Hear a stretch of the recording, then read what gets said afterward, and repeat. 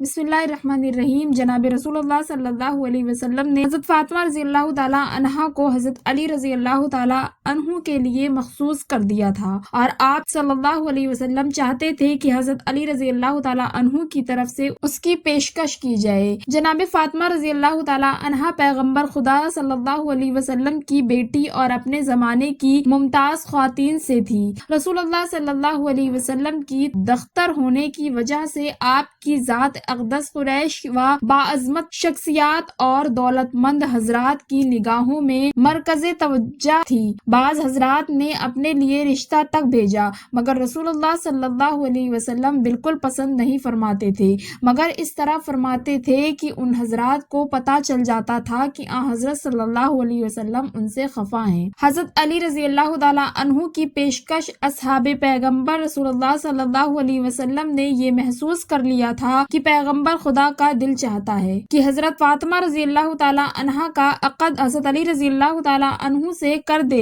लेकिन हजरत अली रज़ी अल्लाह ताला अन्हु की तरफ से उसकी पेशकश नहीं हो रही थी। एक दिन जनाब उमर रज़ी अल्लाह ताला अन्हु, हजरत अबू बकर रज़ी अल्लाह ताला अन्हु, सैयद साद बिन मुआज़ वगैरह एक गिरोह के साथ मस्जिद में बैठे हुए थे। जनाब अबू बकर सिद्दीक रज़ी अल्लाह ताला अन्हु ने कहा, हजरत फातिमा रज़ी अल्लाह ताला अन्हा की निस्बत के लिए रसूलुल्लाह सल्लल्लाहु अलैहि वसल्लम ने किसी की भी दरख्वास्त मंजूर नहीं की और रसूलुल्लाह सल्लल्लाहु अलैहि वसल्लम ने फरमाया कि हजरत फातिमा रज़ी अल्लाह ताला अन्हा का शौहर मुंतखब करना अल्लाह के हाथ में है। अभी तक हजरत अली रज़ी अल्लाह ताला अन्हु की तरफ से जनाब पैगम्बर की खिदमत में हजरत फातिमा रज़ी अल्लाह ताला अन्हा से रिश्ता नहीं मांगा। शायद मैं समझता हूँ कि हजरत अली की तरफ से उस इक़दाम का ना करने की वजह उनका तही दस्त होना है। मैं ये समझ सकता हूँ कि अल्लाह और पैगम्बर ने हजरत फातिमा रज़ी अल्लाह ताला अन्हा को हजरत अली रज़ी अल्लाह ताला अन्हु के लिए मुअय्यन कर रखा है। जनाब अबू बकर रज़ी अल्लाह ताला अन्हु ने जनाब उमर रज़ी अल्लाह ताला अन्हु और साद रज़ी अल्लाह ताला अन्हु से कहा, अगर तुम लोग चाहते हो तो हम मिलकर अली रज़ी अल्लाह ताला अन्हु के पास चलें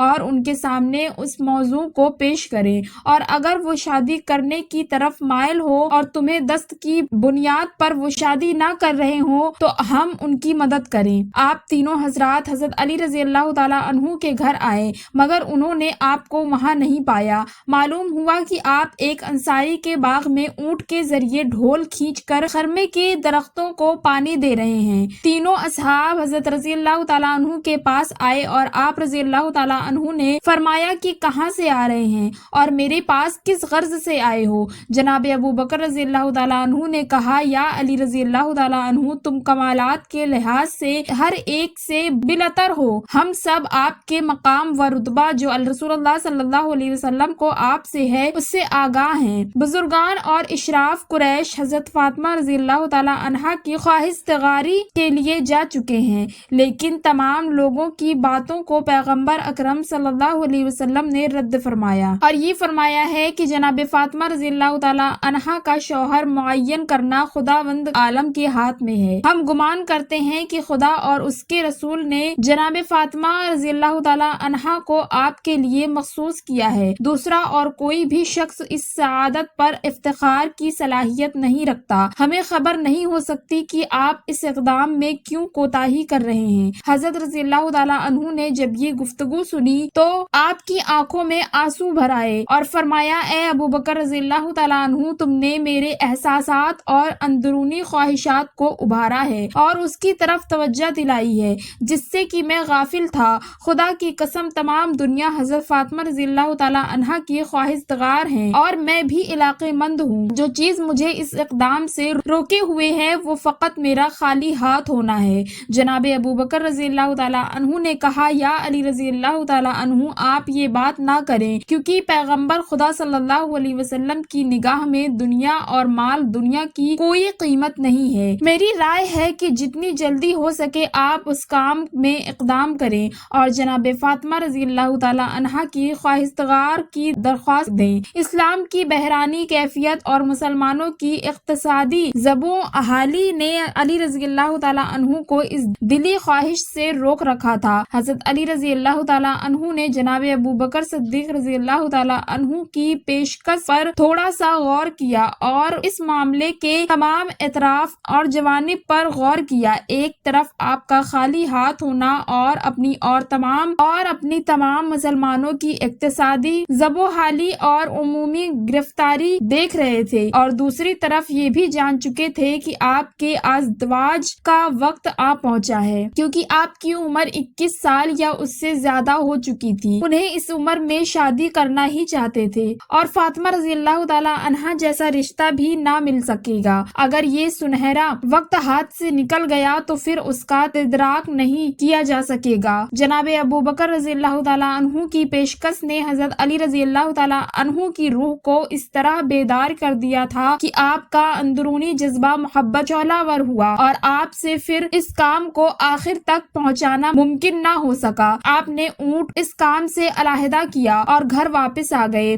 آپ نے غسل کیا اور ایک صاف ستھری عبا پہنی اور جوتے پہن کر جناب رسول اللہ صلی اللہ علیہ وسلم کی خدمت میں حاضر ہوئے۔ پیغمبر اکرم اس وقت جناب ام سلمہ کے گھر تشریف فرمائے تھے۔ حضرت علی رضی اللہ تعالیٰ عنہ جناب ام سلمہ رضی اللہ تعالیٰ عنہا کے گھر گئے اور دروازہ کھٹکھٹایا۔ پیغمبر اکرم صلی اللہ علیہ وسلم نے جناب ام سلمہ رضی اللہ تعالیٰ عنہا سے فرمایا کہ دروازہ کھولو۔ دروازہ کھٹکھٹانے والا وہ شخص ہے جس کو خدا اور رسول دوست رکھتے ہیں، اور وہ خدا اور اس کے رسول کو دوست رکھتا ہے۔ ام سلمہ نے عرض کیا کہ یا رسول اللہ، میرے ماں باپ آپ پر فدا ہوں کہ یہ کون ہے جسے آپ نے دیکھے بغیر اس قسم کا فیصلہ ان کے حق میں کر دیا؟ آپ صلی اللہ علیہ وسلم نے فرمایا، اے ام سلمہ چپ رہو، یہ ایک بہادر اور شجاع انسان ہے جو میرا چچا زاد بھائی ہے اور سب لوگوں سے زیادہ میرے نزدیک محبوب ہے۔ جناب ام سلمہ اپنی جگہ سے اٹھی اور گھر کا دروازہ کھول دیا۔ حضرت علی رضی اللہ تعالیٰ عنہ گھر میں داخل ہوئے اور سلام کیا اور پیغمبر خدا کے سامنے بیٹھ گئے، اور شرم کی وجہ سے سر نیچے کیے ہوئے تھے اور اپنے ارادے کو ظاہر نہ کر سکے، اور تھوڑی دیر تک دونوں چپ رہے، اور آخر پیغمبر اسلام صلی اللہ علیہ وسلم اس سکوت کو توڑا اور فرمایا، یا علی، گویا کسی کام کے لیے میرے پاس آئے ہو کہ جس کے اظہار کرنے سے شرم کر رہے ہو؟ بغیر ہچکچاہٹ کے اپنی حاجت کو بیان کرو اور مطمئن ہو جاؤ کہ تمہاری خواہش قبول کی جائے گی۔ حضرت علی رضی اللہ تعالیٰ عنہ نے عرض کیا کہ یا رسول اللہ، میرے ماں باپ آپ پر قربان ہوں، میں آپ کے گھر میں جوان ہوا ہوں اور آپ کے لطف و کرم سے ہی مستفید ہو رہا ہوں۔ آپ نے میری تربیت میں ماں باپ سے بھی زیادہ کوشش فرمائی ہے، اور آپ کے وجود مبارک کی برکت سے میں نے ہدایت پائی ہے۔ یا رسول اللہ صلی اللہ علیہ وسلم، خدا کی قسم، میری دنیا و آخرت کی پونجی آپ ہیں۔ اب وہ وقت آ چکا ہے کہ اپنے لیے کسی رفیقہ حیات کا انتخاب کروں اور خانہ دار زندگی کو تشکیل دوں تاکہ اس سے مانوس رہوں اور اپنی تکالیف کو اس وجہ سے کم کر سکوں۔ اگر آپ مصلحت دیکھیں تو آپ جناب فاطمہ رضی اللہ تعالیٰ عنہا کو میرے عقد میں دے دیں، تاکہ جس سے مجھے ایک بہت بڑی سعادت نصیب ہو۔ پیغمبر صلی اللہ علیہ وسلم اس قسم کی پیشکش کے منتظر تھے۔ آپ کا چہرہ انور خوشی اور سرور سے جگمگا اٹھا اور فرمایا کہ صبر کرو، میں فاطمہ رضی اللہ تعالیٰ عنہا سے اس کی اجازت لے لوں۔ پیغمبر اکرم جناب فاطمہ رضی اللہ تعالیٰ عنہا کے پاس تشریف لے گئے اور فرمایا، تم علی رضی اللہ تعالیٰ عنہ کو بہتر جانتی ہو، تم اجازت دیتی ہو کہ میں تمہارا ان سے عقد کر دوں۔ جناب فاطمہ رضی اللہ تعالیٰ عنہا شرم کی وجہ سے ساکت رہی اور کچھ نہ بولی۔ پیغمبر خدا صلی اللہ علیہ وسلم نے جناب کی سکوت کو رضامندی کی علامت قرار دیا۔ پیغمبر صلی اللہ علیہ وسلم نے فرمایا، اے علی رضی اللہ تعالیٰ عنہ، تم جلدی سے مسجد میں جاؤ، میں بھی تمہارے پیچھے آ رہا ہوں تاکہ لوگوں کے سامنے عقد کی تقریب اور خطبہ عقد بجا لاؤں۔ علی رضی اللہ تعالیٰ عنہ خوش و مسرور مسجد روانہ ہو گئے۔ جناب عمر رضی اللہ تعالیٰ عنہ و ابو بکر رضی اللہ تعالیٰ عنہ سے راستے میں ملاقات ہو گئی۔ تمام واقعے سے ان کو آگاہ کیا اور کہا کہ رسول اللہ صلی اللہ علیہ وسلم نے اپنی دختر مجھ سے تزویج کر دی ہے اور ابھی میرے پیچھے آ رہے ہیں تاکہ لوگوں کے سامنے عقد کے مراسم انجام دیں۔